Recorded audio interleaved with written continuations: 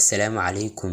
Waxaan kuu sheegi doonaa xikmado xul ah oo ku anfacaya haddii aad dhegaysato. Kow, dadaal iyo qiimeyn. Waxaan ku bixinaa xirashada dharka ugu qurxoon iyo kuwa ugu qaalisan, balse waxaan is-ilowsiinaa beddelista dhaqamada iyo dabeecadaheena gurcan. Ogow weelka qaaliga ah ma sameeyo cunto dhadhan macaan.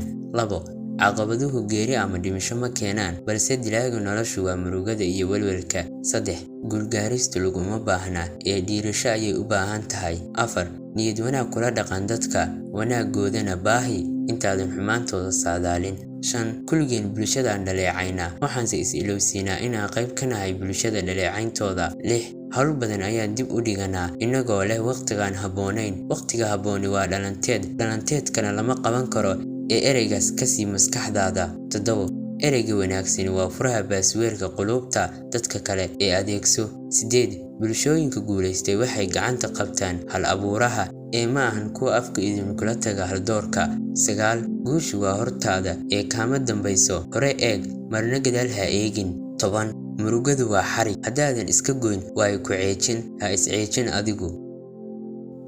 Haddaba intaas ayuu ka egyahay muuqaalkeena. Tan iyo muuqaalkaas xiginta ku kulmi doono waxaan iga tegayaa sidaas iyo wassalaamu calaykum waraxmatullaahi tacaala wabarakaatuh.